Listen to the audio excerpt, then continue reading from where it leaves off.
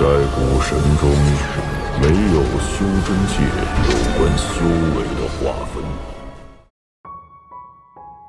Sebelum menyimak alur cerita Renegade Immortal, sobat bisa menonton filmnya terlebih dahulu, agar mudah memahami alur ceritanya. Tanpa berlama-lama, lanjut ke alur ceritanya. Mata Wang Lin berbinar. Dia tahu bahwa dia tidak bisa melawan pria berbaju besi emas dengan tingkat kultivasinya saat ini kecuali dia mengeluarkan jiwa ascendan. Pada saat ini, Qian Feng dan Liu Mei juga mengerutkan kening. Jelas, mereka berdua juga mengetahui hal ini. Mata Qian Feng berbinar dan dia tiba-tiba berkata, "Cheng Niu, bagaimana kalau kita bertiga bekerja sama untuk memblokir energi pedang dari pria berbaju besi emas?" Sedikit rasa dingin muncul di mata Wang Lin saat dia mengangguk dan berkata, "Oke." Alasan Qian Feng meminta bantuan Wang Lin adalah karena dia tidak punya pilihan. Jelas bahwa bahkan dengan dia dan Liu Mei, mereka tidak percaya diri untuk mampu menahan serangan itu. Jika mereka tidak bisa menahan serangan itu, maka mereka tidak bisa mencari istana. Yun Kuezi dan lelaki tua itu sudah berada di depan mereka. Jika mereka lebih lambat, mungkin sudah terlambat. Sekarang dengan Wang Lin di pihak mereka, peluang mereka bertiga untuk berhasil lebih tinggi. Qian Feng tidak meremehkan Wang Lin hanya karena dia berada pada tahap awal transformasi jiwa. Padahal, di dalam hatinya ia yakin bahwa Wang Lin adalah seseorang yang mumpuni untuk melawannya. Dia juga tahu bahwa bendera 1 miliar jiwa-jiwa yang dimiliki Wang Lin adalah sesuatu yang bisa langsung membunuhnya, jadi dia sangat takut pada Wang Lin. Inilah sebabnya dia memiliki kupu-kupu merah, itu agar dia bisa mendapatkan cultivation planet kristal tanpa harus menghadapinya. Namun, setelah tiba di Gunung Roh, dia menyadari bahwa ada beberapa penghalang sebelum dia bisa mencapai kristal tersebut. Dia tidak lagi menganggap Wang Lin sebagai orang lemah seperti saat pertama kali bertemu dengannya, sekarang dia melihatnya setara, tetapi jauh di lubuk hati Qian Feng, masih ada rasa bangga yang kuat. Dalam pandangannya, jika Wang Lin tidak memiliki bendera 1 miliar jiwa, maka Wang Lin tidak mungkin bisa dibandingkan dengannya. Setelah mendengar tanggapan Wang Lin, Qian Feng merenung sedikit dan berkata, "Rekan kultivator Cheng, kita berdua akan pergi dulu dan kemudian kita akan membiarkan adik magang juniorku mengambil alih. Bagaimana menurutmu?" Mata Wang Lin tenang saat dia melihat Qian Feng dan Liu Mei. Tepat pada saat ini, Liu Mei juga melihat ke arahnya, tersenyum, dan hendak berbicara ketika Wang Lin menarik pandangannya dan berkata, "Tidak perlu terlalu rumit. Aku akan pergi dulu, lalu kalian berdua bisa mengikuti." Qian Feng kaget dan matanya berbinar. Menjadi orang pertama yang pergi berarti dia tidak hanya harus menghadapi serangan itu dengan kekuatan penuh, tapi dia juga harus memperhatikan kemungkinan pengkhianatan dari orang-orang di belakang mereka. Itu adalah hal yang sangat berbahaya. Alasan Qian Feng mengatakan mereka berdua akan pergi bersama adalah karena dia takut Wang Lin akan terlalu khawatir dan menahan diri.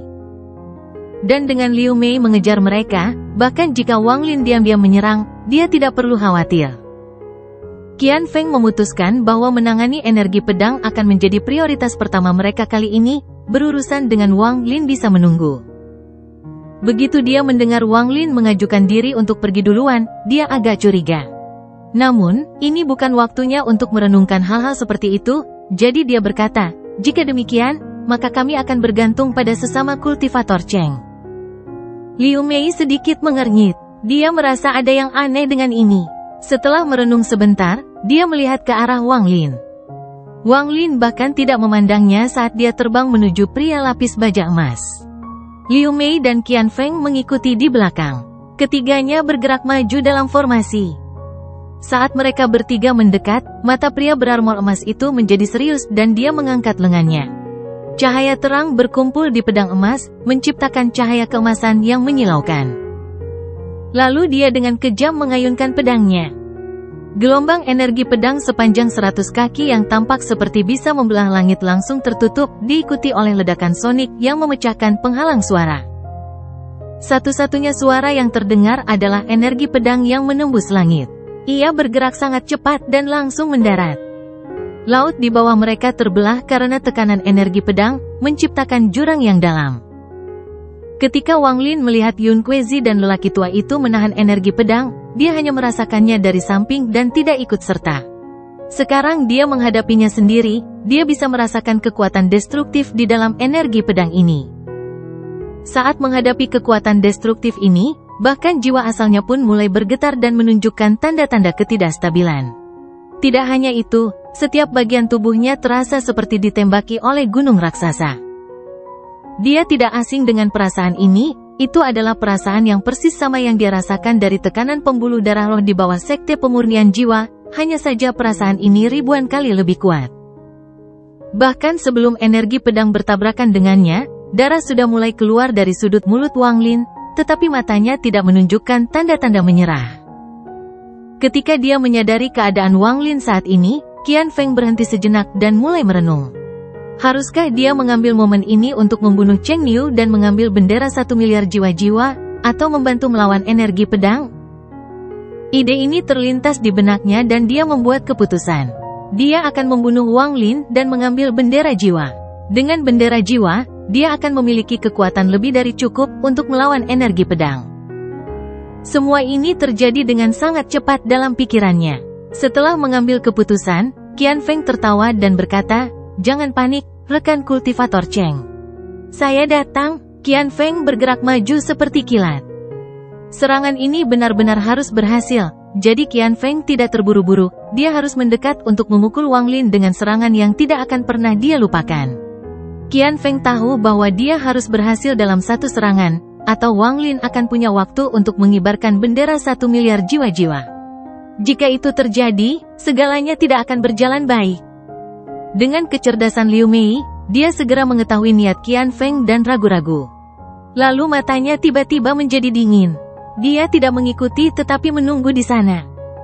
Dia adalah orang yang kejam, jadi itu tidak masalah baginya. Ditambah lagi, jika Qian Feng membunuh Wang Lin, aura Wang Lin akan hilang dari ilusi terakhirnya. Ini akan membuatnya lebih mudah di masa depan karena pada dasarnya itu seperti menghilangkan iblis batiniah yang harus dia hadapi di masa depan. Pada saat ini, energi pedang tiba tepat di atas kepala Wang Lin. Mata Wang Lin berbinar dan dia mendengus. Karena dialah yang setuju untuk pergi duluan, bagaimana mungkin dia tidak mempertimbangkan perubahan hati Qian Feng? Semua ini adalah bagian dari rencananya. Sejak energi pedang dikirim dan segera setelah Qian Feng mulai terbang, Wang Lin diam-diam menghitung kecepatan Qian Feng. Ketika Qian Feng berada 100 kaki dari Wang Lin tertawa dan menamparkan tas pegangannya. Sebuah pagoda tiba-tiba terbang keluar dari tasnya dan muncul di hadapannya.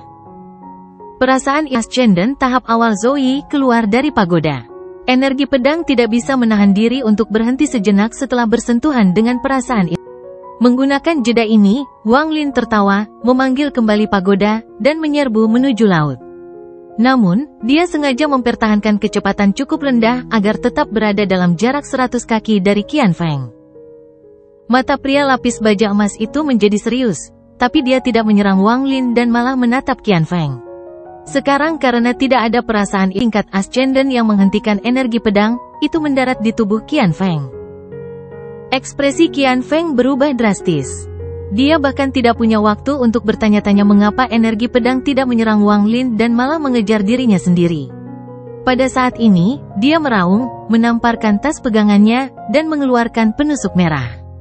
Cahaya merah terang datang dari penusuk dan mengarah ke energi pedang. Wajah Wang Lin menunjukkan sedikit ejekan. Ketika lelaki tua dan monyet itu menolak energi pedang, Wang Lin merasa ada sesuatu yang tidak beres. Dia menyimpulkan bahwa pria lapis baja emas itu pasti telah menentukan bahwa keduanya adalah pasangan dan hanya mengirimkan satu energi pedang. Wang Lin menghitung bahwa jarak antara lelaki tua dan monyet itu sekitar 100 kaki dan berasumsi bahwa jika dia sedekat itu dengan Qian Feng, lelaki lapis baja emas itu akan menganggap mereka berpasangan. Jika mereka berada dalam jangkauan satu sama lain, energi pedang akan menyerang siapapun yang paling dekat dengannya. Inilah sebabnya Wang Lin menolak rencananya dan Qian Feng menjadi yang pertama dan Liu Mei berada di urutan kedua. Karena dengan itu, meskipun dia dekat dengan Qian Feng, dia akan terlalu dekat. Jika dia melakukan gerakan abnormal, Qian Feng akan menyadarinya dan waspada. Inilah sebabnya dia memutuskan untuk pergi duluan. Meskipun Qian Feng curiga, dia masih terjebak. Faktanya, meskipun Qian Feng tidak menyetujui rencana Wang Lin atau tidak menyarankan agar mereka bertiga bekerja sama, Wang Lin akan tetap menghadapinya sendirian. Dia tidak percaya bahwa Qian Feng akan melewatkan kesempatan untuk membunuhnya jika dia menempatkan dirinya dalam posisi berbahaya. Meskipun begitu, jika itu masalahnya, akan lebih sulit untuk memikat Qian Feng agar berada dalam jarak 100 kaki darinya. Namun, Wang Lin masih memiliki rencana B dan 80% yakin bisa memikat Qian Feng cukup dekat. Kemudian Qian Feng menyarankan mereka bertiga bekerja sama dan ini membenarkan kecurigaan Wang Lin. Qian Feng memang tidak mampu menahan keinginannya dan menyerah untuk mencoba bekerja sama. Dia akan membantu melawan energi pedang, sebagai alasan untuk mendekat, tetapi tidak menyadari bahwa Wang Lin telah mengetahui semuanya. Perasaan Ioi dari pagoda memainkan peran besar dalam hal ini. Ini menghentikan energi pedang sehingga Wang Lin bisa melarikan diri, menjadikan Qian Feng orang yang paling dekat dengan energi pedang. Meski butuh waktu lama untuk menjelaskannya, semuanya terjadi dalam sekejap mata. Saat energi pedang menyapu Qian Feng, Wang Lin berhenti. Dia tidak terbang tetapi dengan dingin menatap Liu Mei di kejauhan. Liu Mei berada di belakang dan sedikit terkejut saat melihat situasinya berubah. Dia sepertinya menyadari sesuatu dan dengan cepat mengejar Wang Lin. Ketika dia melihat Liu Mei semakin dekat, mata Wang Lin menjadi dingin dan dia keluar. Kali ini, dia pindah lebih jauh dari 100 kaki dari Qian Feng. Begitu Wang Lin berada lebih dari 100 kaki jauhnya dari Qian Feng, mata pria lapis baja emas itu menjadi serius dan dia dengan cepat mengayunkan pedangnya 2 kali, mengirimkan satu gelombang energi pedang ke arah Wang Lin dan gelombang lainnya ke arah Liu Mei. Niat membunuh memenuhi mata Wang Lin. Dia berhenti terbang menuju laut dan berteleportasi ke jarak 100 kaki dari Liu Mei saat energi pedang mendekat. Ekspresi Liu Mei berubah. Dia sepertinya menyadari sesuatu. Meskipun dia tidak yakin, dia sepertinya sudah menebak situasinya dari tindakan Wang Lin. Dia akan berteleportasi sehingga Wang Lin akan berada di atasnya, menjadikannya orang yang menerima pukulan energi pedang. Pada saat dia hendak berteleportasi, dia menyentuh tas pegangannya dan beberapa ukiran domain terbang keluar. Waktu. Dengan raungan dari Wang Lin, semua ukirannya meledak dan domain waktu yang kuat melonjak. Meskipun domain Liu Mei telah selesai, kali ini domain disiapkan dengan cermat oleh Wang Lin. Itu terlalu lemah untuk menyakiti Liu Mei atau bahkan memperlambatnya, tapi dalam situasi kritis seperti ini, itu akan berakibat fatal. Tubuh Liu Mei melambat, memungkinkan Wang Lin bergerak di bawahnya. Pada saat ini, kedua energi pedang itu tiba-tiba menyatu menjadi satu dan turun dengan gila-gilaan ke arah Liu Mei.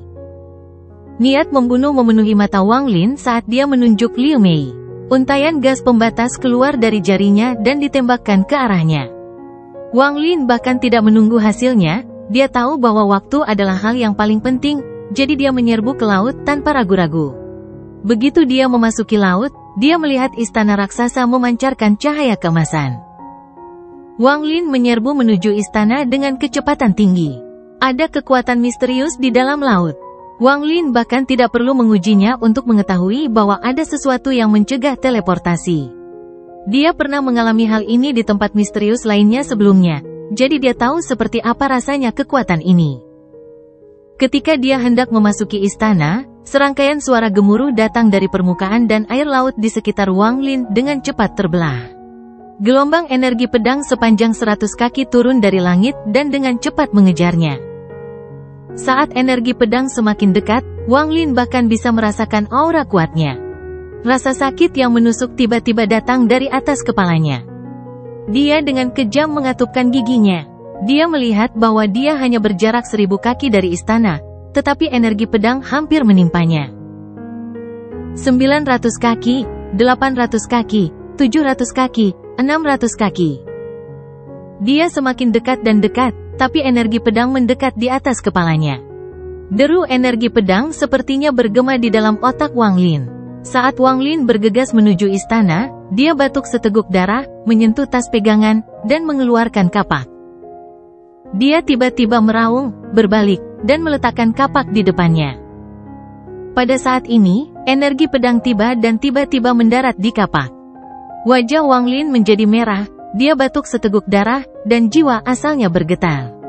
Dia menyentuh tas pegangannya dan pagoda itu terbang keluar. Wilayah kekuasaan Zoe dengan cepat menyebar dan energi pedang berhenti. Dengan menggunakan jeda ini, Wang Lin menyerbu keluar dan melintasi ketinggian 500 kaki dalam sekejap untuk memasuki istana. Begitu dia memasuki istana, energi pedang bergetar dan kemudian menghilang. Darah merembes keluar dari mulut Wang Lin saat dia menyingkirkan kapak dan pagoda. Kemudian, sambil duduk dalam posisi lotus, dia mengeluarkan sejumlah besar pil dan melahapnya sebelum merasakan sengatan menyakitkan di sekujur tubuhnya. Dia mengeluarkan sepotong batu giok surgawi dan melihatnya sebelum melemparkannya ke dalam mulutnya. Kemudian dia merasakan energi spiritual surgawi memenuhi tubuhnya. Berkat aliran energi spiritual surgawi, Wang Lin merasakan tubuhnya menjadi ringan. Energi spiritual surgawi langsung menekan semua lukanya. Tak lama kemudian, dia berdiri dan dengan satu langkah bergegas ke dalam istana. Sedangkan di atas laut, energi pedang mendekati Liu Mei. Saat dia hendak menghindar, batasan itu mendekat dari belakangnya. Ini membuat ekspresi cantiknya berubah, dia mengatupkan giginya dan mengeluarkan kabut putih. Pita putih menari-nari di dalam kabut putih dan dengan satu gerakan mencambuk, itu menghancurkan batasan tersebut. Pita putih ini dengan cepat membungkusnya dan menjauhkannya 10.000 kaki dari energi pedang. Energi pedang meleset dan kemudian menghilang. Pria berarmor emas itu tidak menyerang lagi. Satu-satunya tugasnya adalah menjaga tempat ini dan hanya mengizinkan mereka yang memenuhi syarat memasuki istana. Hanya ada satu syaratnya dan itu adalah mampu menahan kekuatan satu pukulan. Qian Feng juga berada dalam kondisi yang sangat menyedihkan saat ini. Untungnya, selama seseorang meninggalkan area tersebut, serangannya akan berhenti. Ekspresi Qian Feng sangat tajam saat dia meraung, "Cheng Niu, aku bersumpah akan mencabik-cabikmu. Jika aku melanggar sumpah ini, maka aku akan mati dengan kematian yang menyakitkan." Liu Mei diam-diam menatap laut dengan ekspresi muram.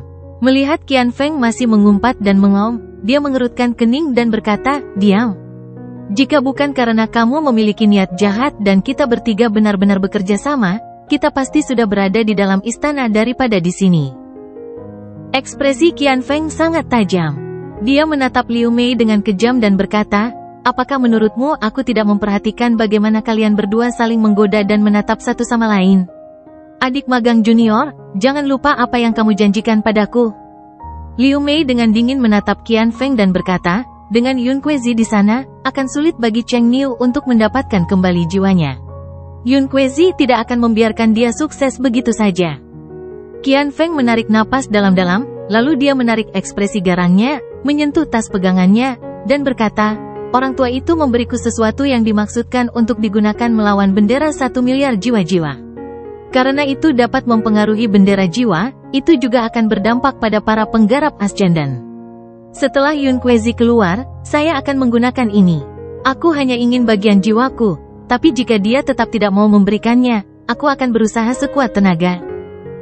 Di dalam istana bawah laut, yang muncul di hadapan Wang Lin adalah lorong yang sangat besar. Ada beberapa lampu di sekitar aula yang berkedip-kedip dan mengeluarkan cahaya yang sangat jahat. Cahaya ini tidak dihasilkan oleh api tetapi oleh zat misterius yang belum pernah dilihat Wang Lin sebelumnya. Cahaya redup menyebabkan lorong ini bengkok dan berputar, menimbulkan perasaan yang sangat aneh. Wang Lin mengungkapkan ekspresi hati-hati saat dia bergerak maju dengan hati-hati. Lorong ini sepertinya tidak ada habisnya. Dia sudah berjalan lama dan lorongnya masih terlihat sama. Wang Lin tidak berani menyebarkan akal sehatnya terlalu jauh. Saat pertama kali tiba, dia menyebarkannya dan sebagian menghilang seperti dimakan sesuatu. Akibatnya, Wang Lin menjadi sangat berhati-hati. Setelah waktu yang tidak diketahui, Wang Lin melihat kilatan mantra di kejauhan. Dia berhenti bergerak dan dengan hati-hati menyebarkan akal sehatnya ke depan. Namun apa yang dilihatnya membuat ekspresinya berubah. Ketika kesadaran mencapai ujung lorong, yang dia lihat adalah area terbuka yang luas. Ada sebuah menara yang sangat tinggi di tengah area terbuka ini. Di puncak menara ada sebuah singgasana dan ada seseorang dengan kepala penuh rambut hitam duduk di atasnya. Orang ini terlihat setengah baya dan terlihat sangat normal. namun dia mengeluarkan aura yang sangat agung. Matanya terpejam dan tidak ada tanda-tanda kehidupan dari tubuhnya. Jelas itu adalah orang mati. Namun, tubuhnya memancarkan aura menakutkan yang mengelilingi area tersebut. Saat perasaan Wang Lin melihat orang ini, dia tiba-tiba memiliki keinginan untuk membungkuk ke arahnya. Dia terpaksa mengaktifkan energi spiritual surgawi untuk menekan dorongan ini. Sepertinya ada kekuatan misterius di sini yang akan mengguncang hati siapapun yang lewat. Sebelum orang ini melayangkan sebuah benda, itu adalah bola cahaya ungu. Cahaya ini menyinari pria parubaya dan meninggalkan bayangan gelap di belakangnya. Namun, lampunya saat ini redup dan berkedip-kedip seolah bisa padam kapan saja. Pada saat perasaan Wang Lin menyentuh bola cahaya, kekuatan yang kuat tiba-tiba menghantam perasaan, jadi dia dengan cepat mundur. Di lorong, wajah Wang Lin pucat dan matanya dipenuhi teror. Suzaku pertama, Ye Wuyu. Dia langsung bisa menebak identitas pria parubaya itu. Adapun bola cahaya ungu, itu adalah cultivation planet kristal. Namun, Wang Lin merasa ada yang tidak beres. Meskipun tampak persis seperti apa yang digambarkan si Tunan, dia tidak merasakan hubungan itu dengan bagian jiwanya ketika perasaan menyentuhnya. Sejak kamu tiba, masuklah. Suara Yun Kuezi terdengar dari ujung lorong.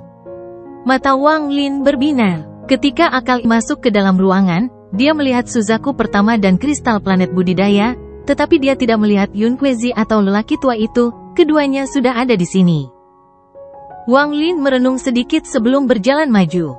Tak lama kemudian, dia sampai di ujung lorong dan berjalan ke ruang terbuka yang luas.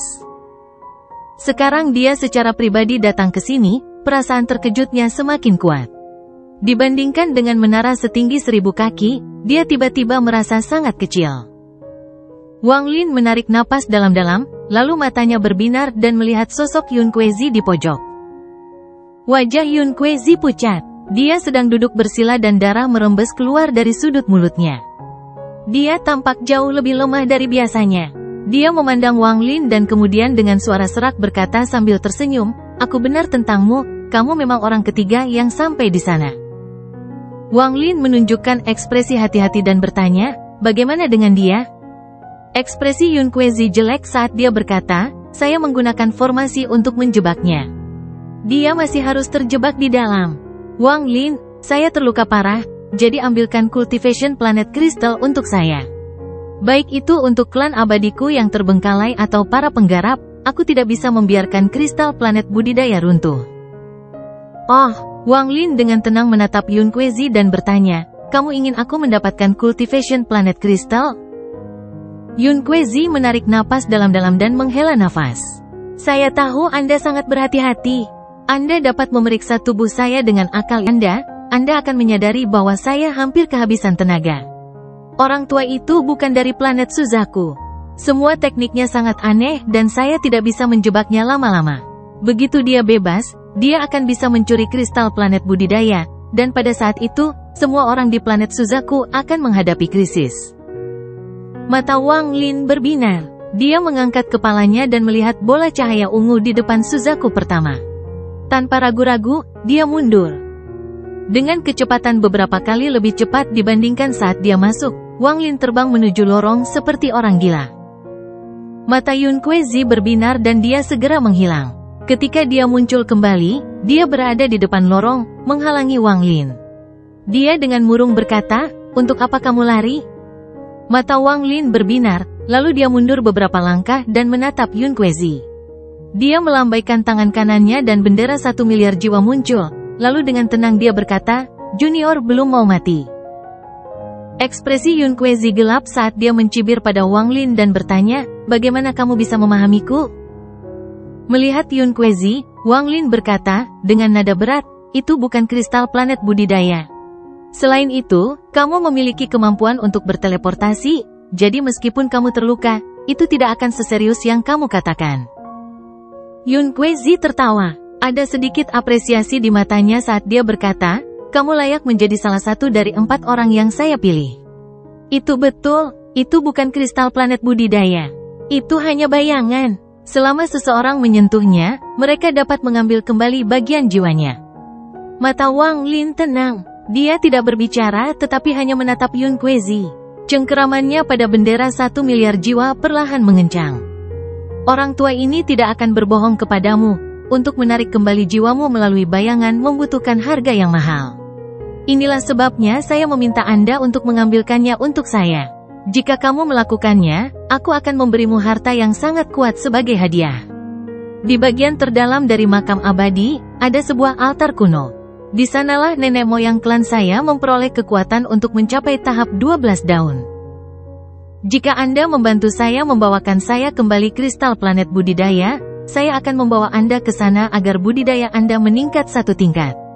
Bagaimana? Ucap Yun Kuezi dengan nada berat. Wang Lin mengungkapkan ekspresi merenung.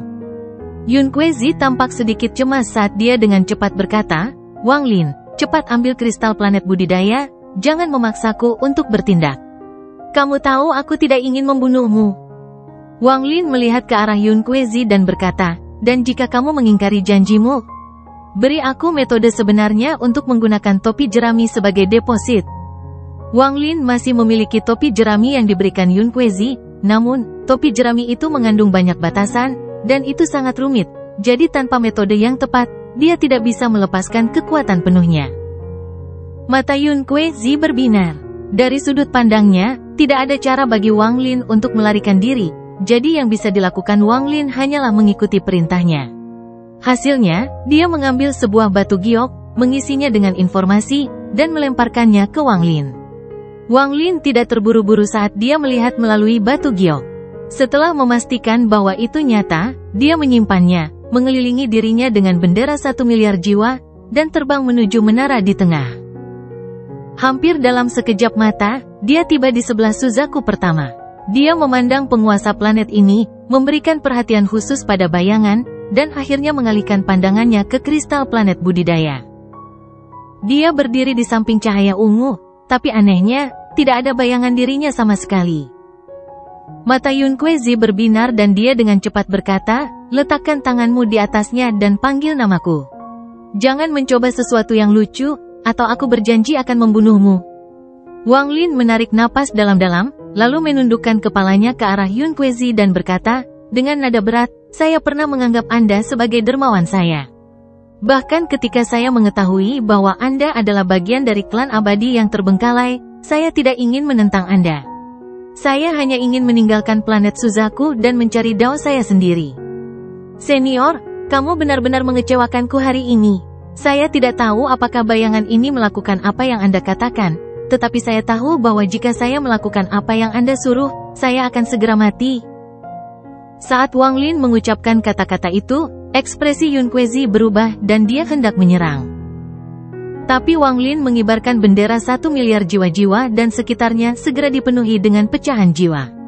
Pada saat yang sama, Wang Lin dengan cepat mundur dan dengan suara gemuruh, semua pecahan jiwa dari bendera jiwa menyerbu ke arah bayangan Suzaku pertama. Pada saat ini, serangkaian suara berderak terdengar dari kursi yang pertama kali diduduki Suzaku. Dan di saat yang sama, tawa keluar dari dalam bayangan dan lampu merah mulai berkedip seperti orang gila. Bayangan itu segera hancur dan lelaki tua itu segera keluar. Monyet di bahunya, yang bahkan lebih cepat, menyerang Yun Kuezi. Ketika perasaan Wang Lin menyebar, dia memperhatikan bayangan di belakang Ye Wuyu. Ketika dia menemukan dirinya berada di samping cahaya ungu dan tidak melihat bayangan dirinya, dia merasa itu aneh dan memutuskan untuk mengambil risiko. Jika dia gagal, dia akan segera masuk surga menentang Manik untuk bersembunyi. Dia percaya bahwa Yun Kuezi tidak berbohong tentang efek bayangan kristal planet budidaya, tetapi harga untuk mengekstraksi sepotong jiwa melaluinya adalah nyawa seseorang. Kalau tidak, Yun Kuezi pasti sudah mendapatkannya sendiri daripada menunggu.